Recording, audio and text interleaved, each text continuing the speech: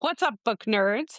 I'm here to give a quick shout out to one of our favorite bookish small businesses, Well Read Candle Company. If you need your home or office to smell like your favorite book boyfriend or maybe your favorite small town vibe to get you through the day, you have to check them out. It's a woman owned business making some of the best bookish scents, and we are fully obsessed. We will link the website in the show notes, and don't forget to use code WhatTheSmut10 to save 10% on your order. What's up, book nerds? Welcome to What the Smut Are You Talking About podcast. We are a weekly romance book podcast where we talk about books and chaos. So yeah, pretty much anything goes. Join us as we talk about the books we are reading, what crazy shenanigans are happening in our lives, and who knows, we may have some fun guests drop by. So grab your favorite snacky snack and your beverage of choice and come hang out and see what the smut we are talking about this week.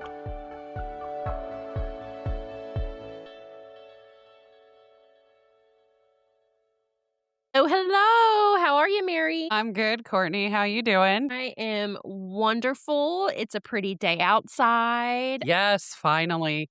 I made 2 sourdough loaves this morning, so I was very productive today. Yum. I am not a baker. I tried to bake these brownies this weekend. I had like these like cookie things on top, and I'm pretty sure it was still like doughy, but I still ate it. It was really good with ice cream on top. I bet. Not that you should be having ice cream. Right? Right. Gosh, Mom. I know. But we have a fabulous author with us Yes, she writes suspenseful romance. that keeps you on the edge of your seat, She writes not a cowboy characters. that fall in love with all the messy, flirty, sexy things that follow. And we're so excited to welcome her back. Hey, Victoria. Hi. Hi. That was a great intro. Yay. We like to hype you up. Yes. I'll take all the hype you want to give for sure, but that was fabulous. Thank you. You're so welcome. And I left off your last name. So for anyone listening, it is Victoria Wilder. She has been on our podcast before a couple of years ago. And Victoria, I don't know if I've told you this, but when we switched like platform hosting sites Yeah. and my old host deleted all of my old episodes. No. So I was super bummed because, I lost all my downloads. I lost all Yeah. my listens.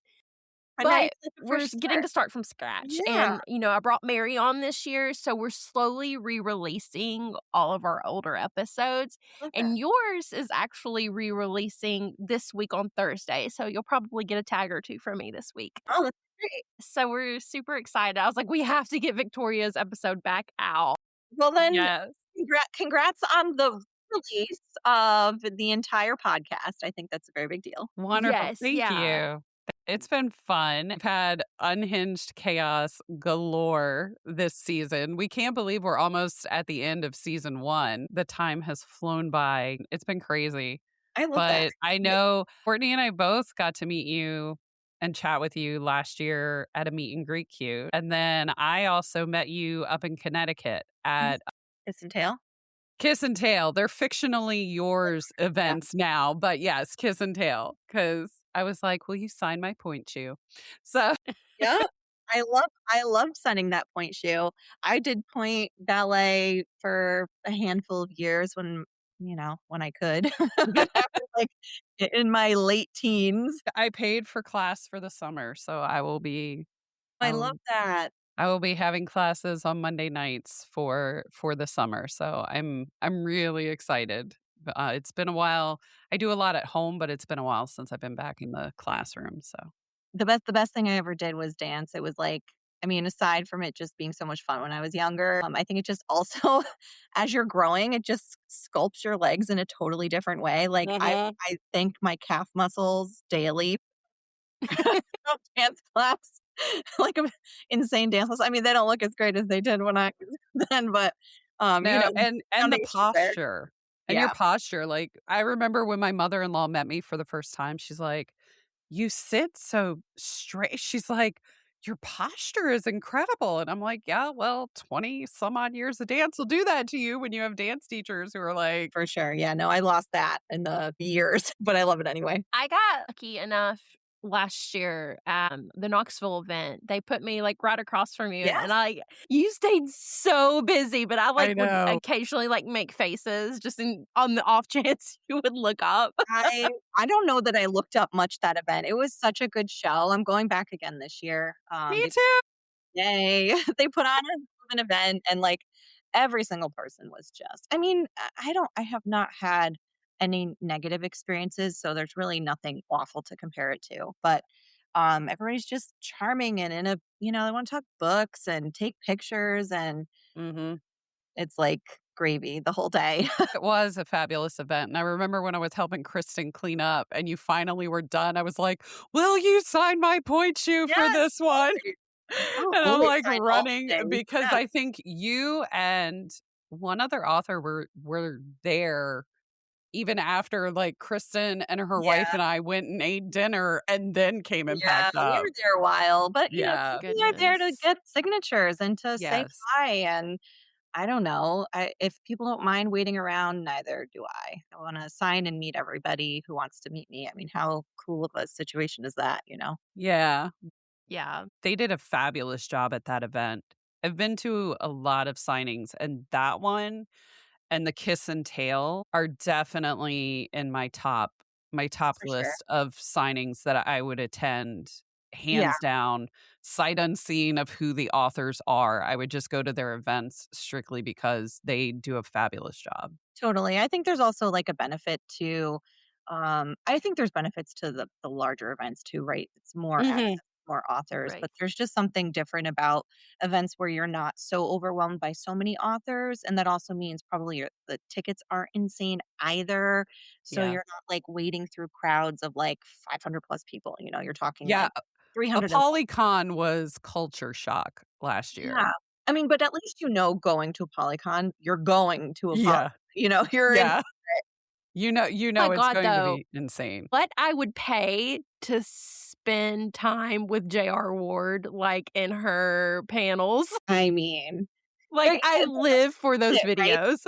Yes, There's yes, they to go for, and, oh, she looks like the best time. She yes. really does. And what's funny is I never knew who she was until someone posted last year's ApollyCon, like, video Uh-huh. of her, like, running out into the crowd. Yeah. I was like, "I don't know who she is, but I love her." Oh, she's a great writer, and, she's got a whole, one of her series is on, I think, Passion Flicks, Yeah. and Yes. I have she slowly started my way because there's, like, so many books in that series. Yes. So, yeah. yeah, I just finished it's been about a month or 2 now ago, the first book in that series. And, yeah, And I wanna try to get through as many as possible before I actually go to Passion Flakes and watch yeah. it. So, Victoria, what are you currently drinking? And is it strong enough for this conversation at 12:49? If it was the evening, I would have totally poured something old-fashioned-y. No, it's midday, so right now I'm drinking a coconut seltzer and a giant jug of water because I already finished my iced coffee. All right, Courtney, what's in your cup? Actually just finished a Diet Coke, so I'm not drinking anything right now. Same. I didn't even grab water before this thing. I'm like, I have nothing sitting on this desk. So let's Great. Yeah. hope let's hope I don't Yeah. choke on air during. Well, on a scale of plotter to feral gremlin, what is your writing process like? I'm a pretty feral gremlin, honestly. I wish I really okay, so in a perfect world, I would have a more detailed plot. Unfortunately, I have a loose outline at best. I The whole writing process for me is fun. It's really a fun time, and the hard part is it's also a career, so it has to happen, right? Like Right. the beauty in that though is I'm really good on deadlines. I'm a get it done, whatever it takes kind of person, and I think most authors and writers are. even if that means you are like an intense plotter, you know that if you have a deadline to hit, you're going to do whatever it takes to hit it. Mhm. And I'm in that situation right now. I'm like halfway done with a book that's due in 2 weeks. So I got a lot of words to have happen, but I am a bit of a feral gremlin when it comes to it. I've like learned over 10 books now things that will help move a story forward Mhm. so that I still get stuck, and like the beauty of having people to support me, like my editor and beta readers, is that I've got a community to support when I do, but it's a challenge. So like It's being a chaos. yeah, being a bit of a gremlin in the plotting world. I don't know if this applies to every author, but I think it probably applies to a lot where if you plot heavily or if you fly by the seat of your pants, it doesn't ever get easier. Writing is really hard, and if you want your stories to do the thing you want it to do, right? Deliver the message, get people feeling, it's fucking hard. So, I think I have to always remind myself that, especially when I'm in a situation where, dear Lord, why can I not sleep over this? Why am I like stressed out as soon as I wake up in the morning? It's because I care deeply about whatever project I'm working on. And I think it's just the constant that if it's a really great story, it doesn't get easier to tell. It's just, you know, part of the game. Makes sense. Well, Like we're a most all long-winded answer to your question, but no, no, and we are No, all you're for great. the feral chaos gremlin over here. That yeah. is our whole season 1 vibe. So Yeah, we I feel like if you can learn to still be proactive and productive and it's not, clean cut, this is the amount of words I'm hitting a day, this is the section of the story I have to execute,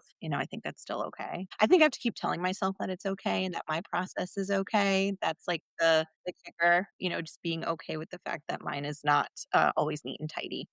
makes sense. When did you make the jump from this writing thing is fun to do to, oh no, this is now my new personality? Yeah. Oh, so I kind of have that personality where if I'm like really loving something, I 2 feet in, buy the t-shirt, talk about it till lose friends kind of thing or gain new ones. We're gay new ones. Yeah. So, that's how reading romance worked for me. I did not grow up loving reading. I was not that girl, and I hate that I wasn't because I feel like, well, I'm never gonna read all the books that I wanna read in my lifetime before I die, and that's, like, very depressing because reading is so much fun. Just So when I make me a ghost in a library where I can read all the books after I die. Yeah, I used to think, like, people that were like, "Oh, I just wanna, like, lock me in a library and leave me be." I'd be like, "Oh, it's so depressing." I'm like, "No, it's actually beautiful. What do you wanna do Yeah. for your birthday? That's what I wanna do for mine." But yeah, that's how That's I felt peak about adulthood right now. yeah, Yes. exactly. That's how I felt about reading romance, and then I've always written in some capacity, but I just thought, let's try this. Like, what is the absolute worst? And the beauty of the independent author journey is that you can publish books without getting people's approval to do Mhm. it, right? The barrier to entry doesn't exist anymore Mhm. like it once had, right? Where you have to have a publisher in order to publish, or you have to have an agent to get to a publisher to publish. I feel super lucky that I have those things now, but that's not where I started. Mhm. And when I started writing, I was like, "Okay, well, let's hope some people like it." And then, fell in love with the Bookstagram world, and other authors were just really forthcoming on their 2 cents on what really helped them kind of jump a hurdle, and I got some really incredible advice, and, like, some of the biggest was just keep writing. Set Yeah. deadlines, make it executionable, right? If you really wanna do the thing, don't just say you're gonna do the thing, Do right? the thing. Novel concept, but, do the thing, and, it was a snowball effect, it wasn't just all of a sudden one day. I was at a really good point in my personal life. I had, my son was about a year old, I had taken a year off from work, and it was like my partner and I would just had the discussion, like, "Let's try this. If I hate it, I still have a career I could fall back on." I was in Mhm. marketing and PR. If it's nothing, if it's just like a really intense hobby for a while, then great. We'll reassess in like a little bit more time because I'd been really burnt out. So I was lucky in a lot of ways that my person was supportive of something that, you know, Mhm. in the grand scheme of things sounds nuts. So, yeah, I think it was, I jumped 2 feet in very early on because I had the luxury to be able to do it. And, for it to really be considered a career, it took about 2.5 years before I was really making money back so that it could pay for itself, right? And, Mhm. things like my editor and my cover designer and the things that, the have to haves, not just the nice to have things. And then I just kept going. And we're so thankful that you keep going. I'm so Yes. thankful that people want to read so I can keep going. Who has been your easiest character to write? My easiest character had to be probably, it's actually two characters, and I think it's because they have very similar personalities.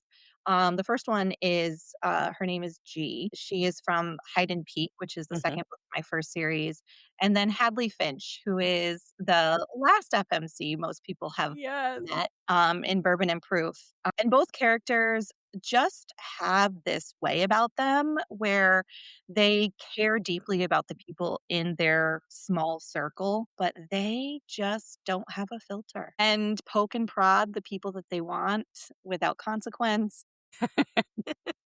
I like to consider them as pretty like fierce female leads who I would absolutely want on my zombie apocalypse team, but also for drinks on a Thursday night, you know?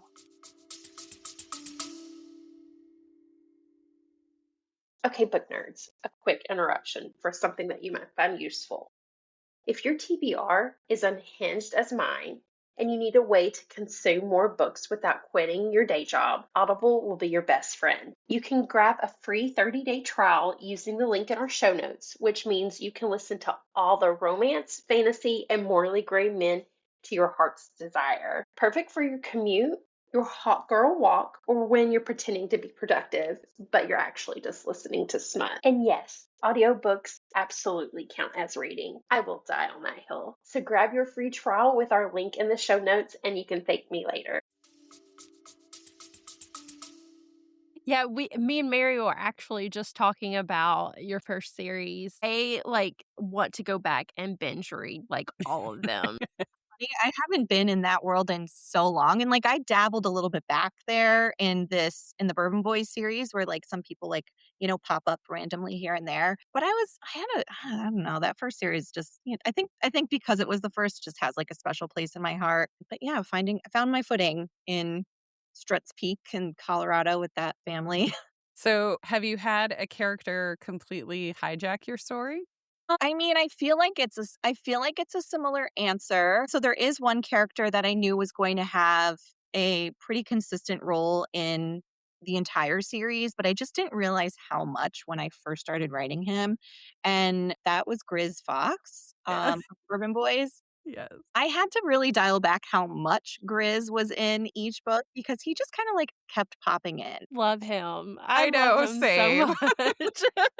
He's an older male character. I think he basically was like right around late 70s, early 80s, the whole series. And I just picture, Sam Elliott as him as I was writing Yes. like the Yes. dash and beat. I can see Yeah. that. And every time I would have a scene where like someone needed to be interrupted or I needed to like put the boys in their place. Grizz was there. And so yeah, like I don't have characters that talk to me, but I definitely have characters whose personalities I really know. And I don't know if it's not like I did extensive research on some of them, and Grizz is one of them. I didn't give him like an anagram or don't know his horoscope or all of those things, but he just, I knew him in a way would he would just work out, and he ended up getting his version of a happily ever after by the end of the series. And yeah, he was definitely the character that kind of snuck up on me and was more in the foreground than I had ever anticipated him being. On the flip side of all of that, like, do you have a story that's been the hardest to write? Gosh, I think it's always the next one. I mean, I just real talk genuinely struggle every time I'm writing to figure out what my story is. I always know what the tone of it is going to be, but it's usually whatever book I'm writing now is the one that's the hardest. And I always feel so good by the end of my editing process, and not like line and copy edits where, you like perfect and pretty the sentence structure, but really like the developmental edits where you're working down to like the very nitty gritty of who the character is. What is that like small, type of like detail that might just like push the reader a little bit extra to relate to them? Like those are the things that I genuinely enjoy so much. So once I can get to that place, I feel great. But getting there is really hard. So That right first draft is a bitch. Yeah. it is, and I think some people can draft really fast. I do not. It actually takes me some time, and I think probably it comes down to me just not plotting, right? Because 'Cause I'm plotting as I go. Yeah. But, it's figuring out a couple of things, right? What is my internal conflict between my 2 main characters, and then what is my external plot conflict? And I have the luxury of that because I do write romantic suspense, so I don't always have to pull from what is the internal couple conflict. I can pull from how to make the story move forward by the external conflict. Mhm. So I think I have a little bit of a luxury in playing, in the romantic suspense space, that maybe some other contemporary authors don't have, where I have something else to pull from, Mhm. but also making sure they like live cohesively so they don't feel so, you know, different, and you don't feel jilted by the time you hit the end of the story. Mhm. So, yeah. So today I'm writing book 2 in the Whiskey Women series, and currently it is the hardest book I have written. Love it. What is a tiny detail that a reader will never notice, but you completely obsessed over in one of your stories? Oh gosh. Um so So the funny part is I don't know that they don't notice, because I have gotten people that have noticed some things, but I love putting in little Easter eggs of things that I love in these stories, in a creative way. Mhm. Um, like I think some people might notice I really love A League of Their Own.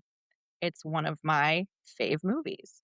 And there are some things Lines. throughout Yeah. the story that just are like a little like a paid homage to, how great that story. I noticed that in Bourbon and Lies. I saw that one. I was like, "Oh, I know where that from." Yeah. Yeah. And it's just, maybe a character name that just like reminds you of, some pop culture thing when you were growing up. And I'm in my 40s. So like I'm a project of, late Same. 80s, early 90s culture. And we didn't have like when I was like between 10 and 16, we didn't really have the internet, so I was just like binge watching like TBS on and whatever movies were playing, and like that was the jam. TGIF. Yeah, Friday TGIF. lineup. Yes. Yeah, Yeah, I'm dinner and a movie, that type of thing. Be Kind, Rewind. Yeah, so exactly. So, I don't know, so there are little trinkets of that throughout that I think people have noticed. Are there other things I've obsessed over? I mean, yeah, like, I think a lot of authors think about what are you delivering as like a full 4D person, right? So not just what they look like, but what they sound like or what they smell like, or a tiny nuance of their facial feature that they do, or mess around with throughout the story. And I'm sure readers appreciate those details, but I think as a writer, any writer, like, really spends time thinking about how do I not make this like the other 8 male main characters I've made, right? And oftentimes it stems from like a picture or a mood board or something like that, but other times it's like, well, maybe this like soft-spoken MMC that was supposed to be a golden retriever really turns out to be like a growly son of a bitch. So I've got to like, he's not going to rub the back of his neck when he's uneasy. He's going to like jam his fingers through his scalp instead because it's a little more aggressive. So like those tiny things are definitely the ones I like obsess over. It's like you write these amazing grumpy not a cowboys, but but it's like, how far can you take it without them coming off, "Oh, you're not grumpy, you're just an asshole," kinda thing? Like, Yeah. that has to be so hard. Yeah, I mean, the great part is I have, like, a network of amazing women who love to call out assholes. So they'll dial it back. Like, there's a fine line, right, between finding somebody sexy and charismatic to cocky and arrogant. And I think, Mhm. I've got like 5 beta readers.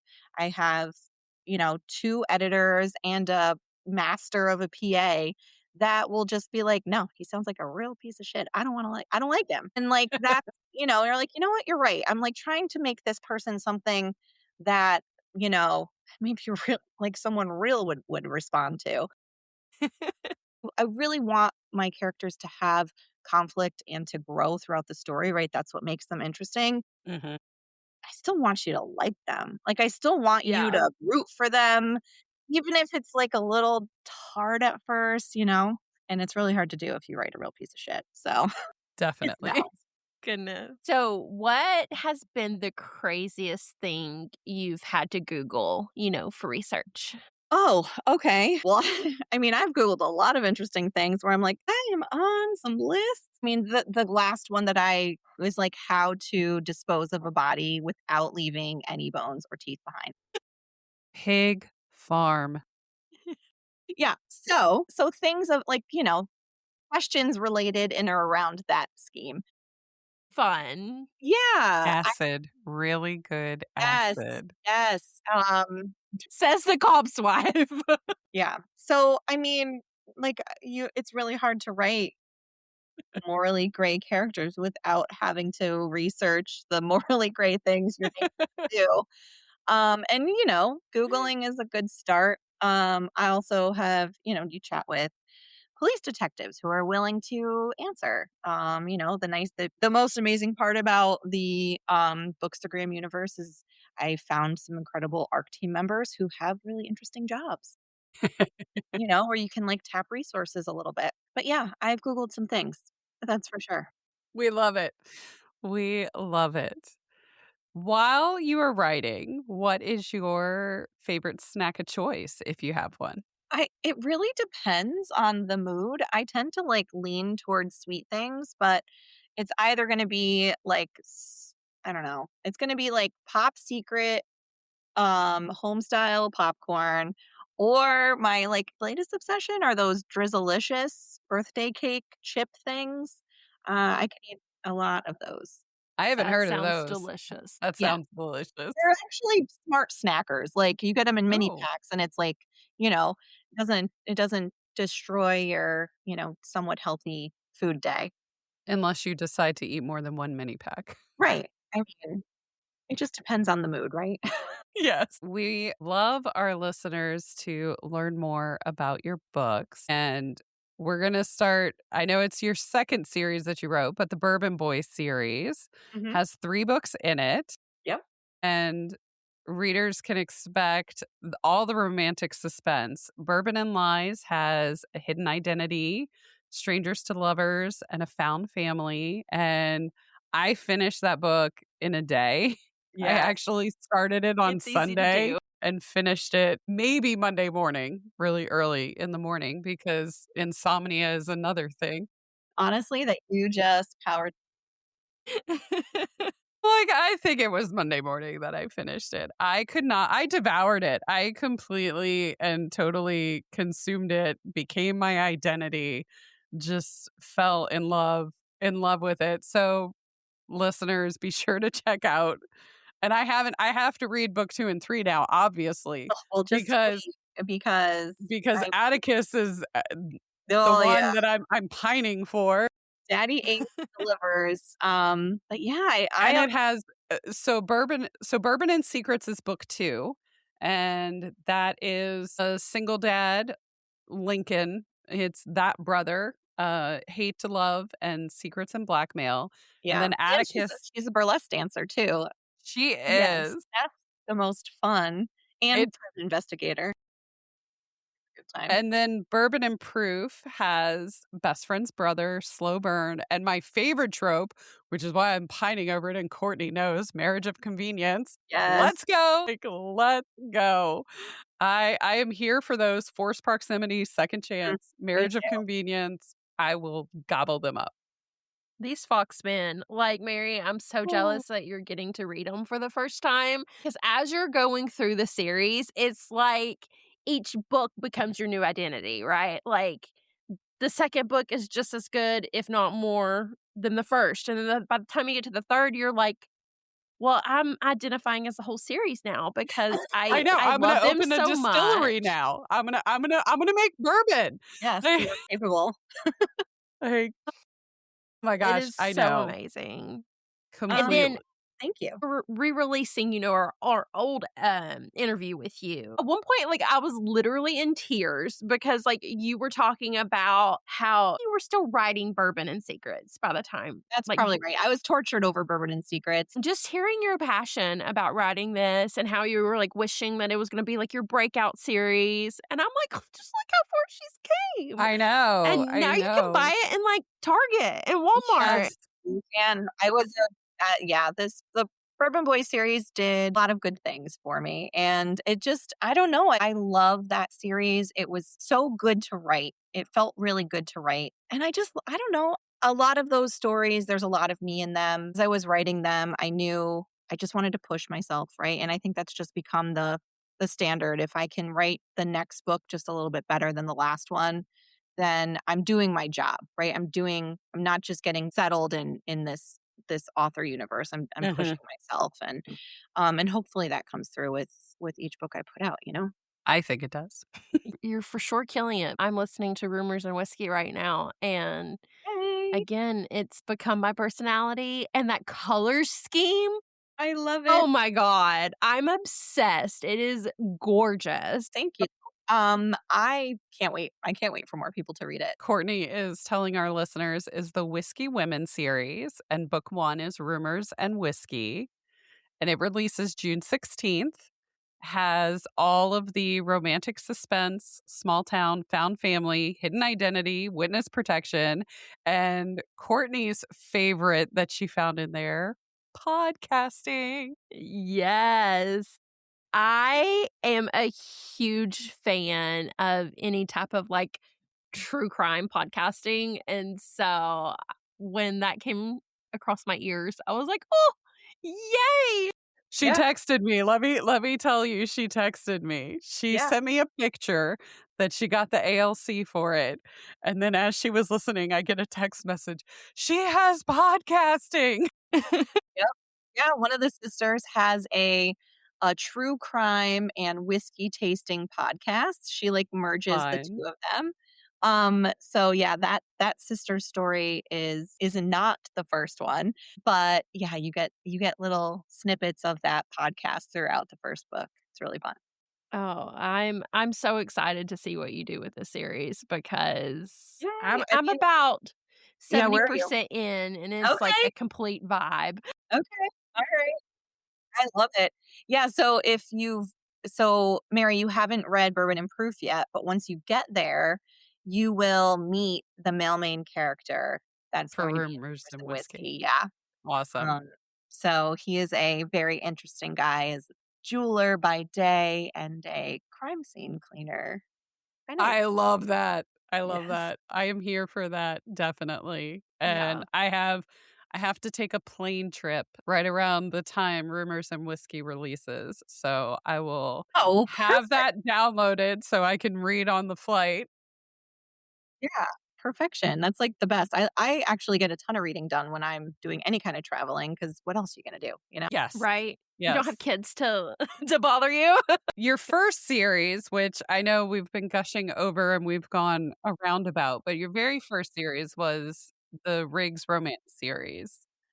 And so listeners can definitely find that series. It's a 4-book series.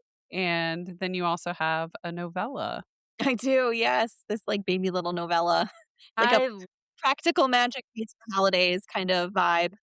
yeah. which is awesome because I'm here for all the holiday novellas during the holiday time. I'm like, how many novellas can I read that surround Halloween or Christmas? and it's always a fun vibe. Good one because it's like a different spin on a holiday novella. Like it's more celestial. Mhm, Mhm. mhm. So I was a fan. Yeah, and you'll get some of those, like, solstice type vibes in Rumors and Whiskey too, so, yeah, Yes. it's like a little pull from every book that I've already published to the new ones that come. I've giggled, I've kicked my feet, I've Yay. had a what the fuck look on my face. Like my husband's like, "What are you doing?" I was like, "Shh, I'm listening." I love it. So it's really funny. So this is the first so Rumors and Whiskey is the first book that I am releasing and then have already started writing the next book. Like I usually like my publishing schedule is different because I'm working with Bloom in North America and then Atria in Australia, New Zealand, and UK. So on the trad side, you have to deliver stories, a solid amount of time before they release so that they can print and end up on shelf. And before that wasn't the case. So I would, be done with the book and within the next, few months it would be in ARC readers' hands and then publish. And Mhm. then once it published, I would, give myself a, little personal Celebration. party and yeah, and start the next one. But so to not have the feedback from even my ARC team yet on the first book, and I feel so good about it. Like I feel so good about this next book but to not have it yet, I'm, like, chomping at the bit. I'm like, Well, I am here for it. I don't wanna start talking about it too early, I know. Ooh. but yeah, it's mwah, chef's kiss. So our whole conversation that obviously leads us into what are we currently reading or listening to? And this podcast is all Victoria Wilder. So Yeah. our listeners have gotten the full dose of what's to come from Courtney and her ALC with Rumors and Whiskey. And we dropped the tropes, Mhm. and Bourbon and Lies is the one that I devoured, and I'm moving on to book 2. So, listeners, if you have read Victoria, drop a comment below and let us know which book's your favorite or which character's your favorite. And if you're reading something else, let us know what you're reading in the comments. We love to find new books to read. I know. Are you guys reading other things right now? Normally, I will only read one book at a time. I don't like to switch Yeah. because I like to give my full attention to what I'm reading. Mhm. So before I picked up Bourbon and Lies, I was actually just doing a reread of some comfort reads. So those I don't mind stopping because it's just a comfort read. So I also have an alpha read that I'm working my way through, but it's in Google Docs. And so that one, so I am reading two Yeah. books right now, but Different I'm experience, though, when you're on your computer versus it's totally different, and obviously, I'm in a way different headspace when I'm alpha, Yeah. beta reading than when I'm reading for for pleasure sure.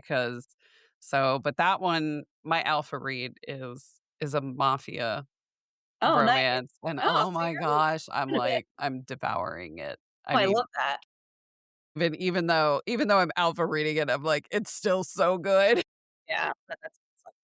That's I awesome. did just get a beta copy of Amber Cordova's new book Oh, because we're gonna have nice. her on. So I'm like, listen, it takes me forever to eyeball read, so I need something like Yeah, now so I yeah. can get started. She's It does not. I am a speed reader as I just devoured a book in a day. Mhm. So for me, if it takes me longer than a day or 2 to read a book, the book probably is not for me. Yes. Yes. No, I feel Or you. she thick. If I put one down for too long and I'm not eager to get back to it, oftentimes I probably won't finish it. Same. I DNF pretty quickly. We do Uh, too.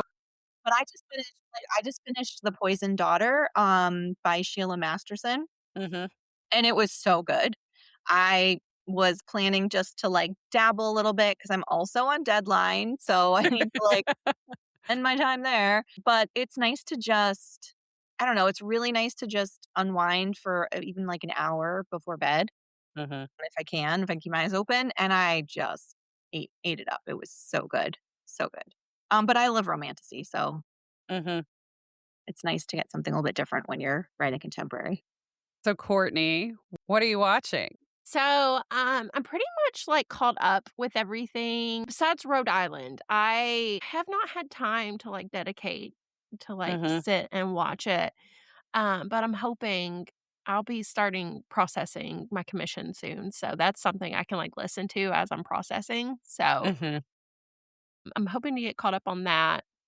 Other than that, like, I did stay up way too late last night watching season 1 of Chrisley's Back to Reality. I'm almost finished with season 1. I don't know what it is about that family, like, I just love to watch them. You So, know, yeah. sometimes it's just really nice to turn off your brain though and watch reality Yeah. television and just like gawk at the madness, right? Yes.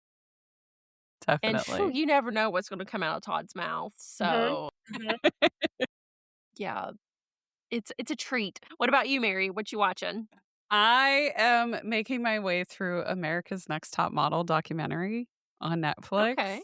And so I feel like I'm dating myself again. America's Next Top Model aired when I guess I was maybe a freshman in college. It was a long time. It was a long time ago. A huge run. And Crazy. it had a huge run. And so the reason I think the documentary came about is because during COVID, people found America's Next Top Model and started binging it. Mhm. And then we're like, oh my God, this is toxic. Mhm. This is the worst of the worst in the industry. I mean, you're calling these people during the skinny era where you could see their hip bones, you're calling them fat. Yeah. And so the documentary has been interesting because apparently Tyra Banks hasn't talked to some of the co-hosts since they were Wow. booted from the show. And so it's very, very interesting. And it's only a 3 episode piece, but I made it through the first episode. So now I just gotta watch episode 2. But I remember they're doing all these recaps and you're seeing some of these models now 20 years later. And I'll be honest, if they didn't show the picture with them of who they were on the show, like I remember them on the show, but I would have never been able to pick them out of a crowd now Yeah. at all. I would not recognize some of them at all. So that is what I'm watching. How about you, Victoria? Are you on your deadline or are you watching anything? So I'm in the middle of season 2 of Friends and Neighbors on Apple TV with John Hamm. He's Okay. like he's like this, finance bro who has like the worst year of his life. His wife leaves him for his best friend. He gets booted out of his house and it's like rich people problems. So you like don't really feel bad for him, but you do. You can like somehow feel for him because also John Hamm. So you're like, oh, why are you so Yeah. attractive? He gets fired from his, big finance guy job and then still has to pay alimony and child support and maintain the facade of this very expensive lifestyle in, I think, what is meant to be either the suburbs of New York or Connecticut, right? And he ends up stealing, like as a burglar, stealing inside of his neighbors' homes, like things that they would never think that were stolen, right? Like beautiful Rolex watches or like some old first edition book, things that are worth a ton of money, but Wow. people get forget about. So it's fun. That's really creative the way they do the series too. So I really like that one. And then I'm just basically waiting until May something, May 13th, I want to say, 13th? until the deal comes out. Yes. Because I mean, Elle Kennedy's series is the starter of hockey romance, I think, and an age before hockey romance blew up. And Yeah. it's, I think aside from that, just the storyline is great, but the characters and the actors they got for them, I know. Courtney and I are planning a watch party. oh my Yeah, gosh, they I'm like I can't wait. for a heated rivalry level adaptation. Like that's what Yes. Yes. I can't wait to watch it. I'm so psyched. So yeah, so I will take a minute to watch To that watch that. when it comes out. Be sure to drop in the comments what you are watching and if you are as feral and unhinged excited for off campus as we are over here. Drop us a DM and let us know. Speaking of unhinged, it's time for our unhinged thoughts of the week, where we take our thoughts, no context, no logic, just the vibes, and unpack it like it's completely normal. What you got for me, Mary? What's your unhinged thought this week? My unhinged thought this week is, why do we have so many cords for so many things? They don't all work. And I was trying to charge a battery pack that my son had been using to charge his phone when we travel, because the teenager has his phone at like 5% perpetually. So I'm trying to sit here and charge this battery pack, and it's not the USB and it's not the USB-C. It's like the weird, like what the Amazon charger port is. So, I'm looking around for cords, looking around for cords. I find one. I plug it in. It doesn't charge it. So then I'm looking around and I find another one and it doesn't charge it. Like, it is the right cord and it wouldn't charge. I finally found the right one to charge it. But I'm like, why? Why do we have to have so many cords? Why can't things just be like, oh, this is your universal adapter. It works on Yeah. everything. It charges all the time. And then I wouldn't have to have these little, like, it's unhinged. I have these little trash cans, like, that sit on my desktop that have all the random little cords stuffed inside the trash can. I have like 3 of them. And Love it. so that is my unhinged thought for the week, is, why do we have so many fucking cords? Well, mine is kind of tame this week, but just hear me out, because the real, like, who did this to you energy is me staring at, the toys that's currently on my living room floor when I just cleaned. And what I mean by me just cleaning is I paid someone to come clean my house for me, because it's the week before is Mother's Day. I'm gonna treat myself. I would treat yourself. Yeah. Yeah, but 2 seconds. 2 seconds and my house is a fucking disaster. Like, I literally, there's so much shit on my floor. Like, I was trying to get Sawyer out of the house this morning so we could do his play therapy, and I step on those, like, flashcards, and, like, I just go sliding. I'm like, "Yep, this is gonna be a hospital visit." But luckily I caught my balance before I fell. I agree. It's nothing like cleaning your home or your bathroom and then it getting wrecked. Do you have an unhinged thought, Victoria, that you want to Um, add to the mix? Anything, I'm anything goes. Yeah, I don't know. I've like regular unhinged thoughts, although yesterday make playlists for whatever I'm writing or and usually like listen to them on repeat. And I absolutely don't know why was feeling like I really wanted to listen to a John Mayer song and have one on the album that I'm building for the book that I'm writing now. And he hasn't put out anything new in so long that I was genuinely angry at a I will never meet.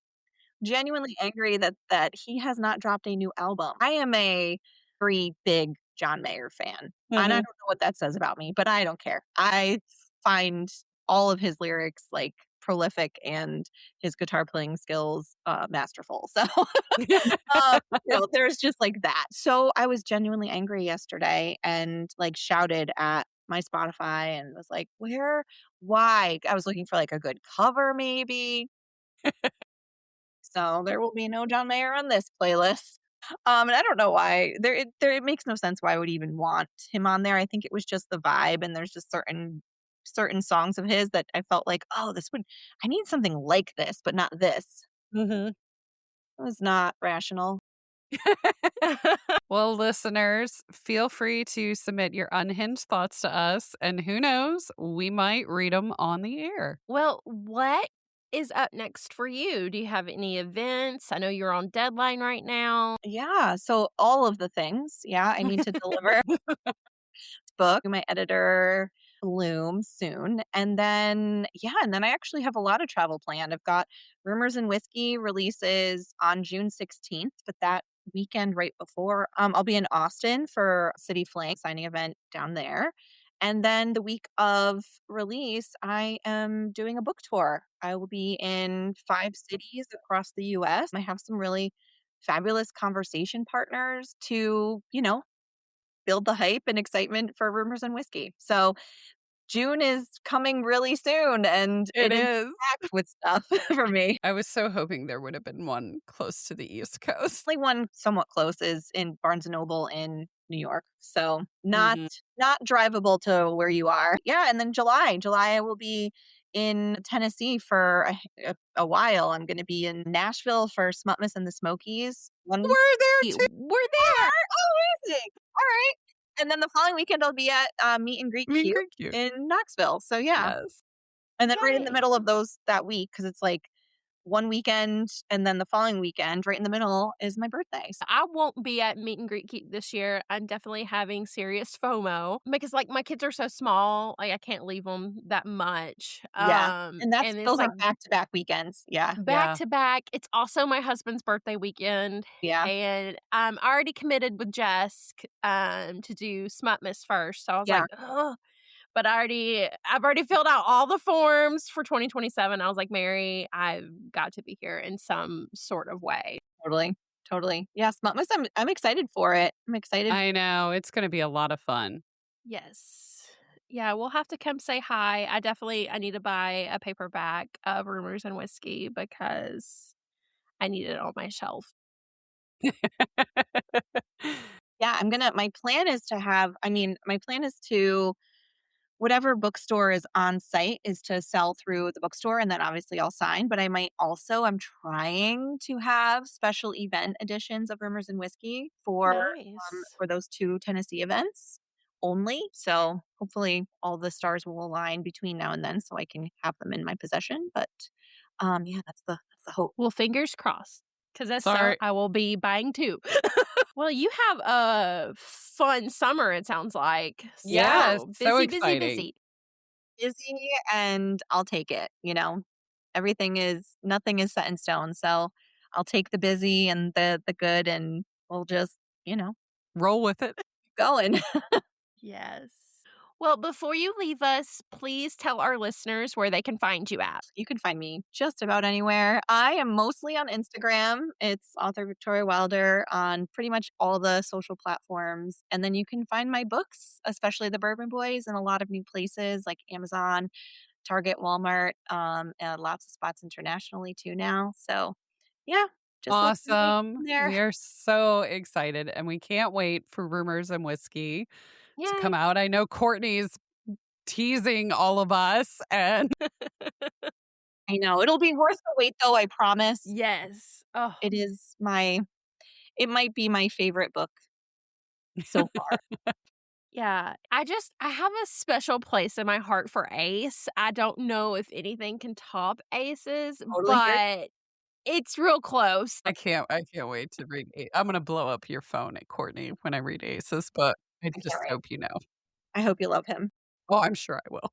I loved him in book 1 and I only got how many scenes with him. So Yeah. Yeah. Yeah. That's my Roman Empire book boyfriend right there. Man, you just dropped that's that a at the end of this compliment. here. That's amazing. Yes. Well, thank you. Love him. Love him, love him. And we'll have everything linked in our show notes so people can find you easy. And we're so excited you joined us again now that we're the Yes. duet and rebranded and Yeah, I love it. Thank you for asking. As long as you ask, I will always say yes. We love to hear it. I'm sure we'll bring you back again and again. yes. Well, thank you for taking time out of your busy deadline schedule to come in. Absolutely. You are so welcome. In the meantime, you can catch us causing chaos over on Instagram at What the Smut Podcast and me personally at On Point Digital Services. And I'm over on Instagram at Courtney Leanne. If you want to join us for a chat, there's a form linked in our notes, so be sure to fill that out because we would love to hear from you. If you enjoyed today's episode, please consider leaving us a review. Reviews help other smut readers find us, and honestly, they make our chaotic hearts Very happy. And if you really love this podcast and want to show support, we've got a listener support link in our show notes. Supporters get shout outs, special giveaways, and maybe even some exclusive chaos you can't find anywhere else. We also have sponsorship opportunities as well. Thanks for tuning in, and we'll catch you guys next time.